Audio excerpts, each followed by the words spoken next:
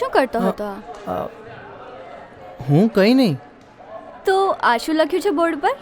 આ તો કવિતાઓ. તે લખી? કોના માટે લખી? અરે મને આ કવિતાઓ લખતા નથી આવડતું. હું એકદમ સીધો છોકરો છું. હા, મને આવું કોઈના માટે કરતા ના આવડે. સાચું બોલ, નહીં તો મારા પપ્પાને કહી દઈશું. અને તને ખબર જ છે કે મારા પપ્પા તારા ક્લાસ ટીચર છે. એ પ્લીઝ તું યાર આવું ના કરીશ યાર. તું મહેતા સરને ના કહીશ. એમનો હું ફેવરિટ સ્ટુડન્ટ છું યાર.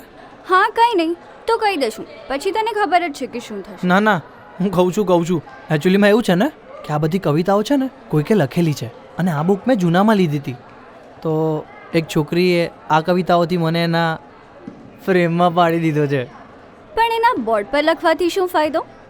અરે એ છોકરી કદાચ આ જ ક્લાસમાં ભણે છે. એ કઈ રીતે? જો તારા પપ્પા એટલે કે મહેતા સર મોસ્ટ ટાઈમથી સવાલ હોય ને એના પહેલા લેટરની આગળ સ્ટાર કરીને રાઉન્ડ કરી દે છે. વિચાર, એ છોકરી 11માંથી 12માં આવી છે. ઇન્ટેલિજન્ટ. પણ તને કેમ ખબર કે એ છોકરી જ છે? છોકરો પણ હોઈ શકે ને.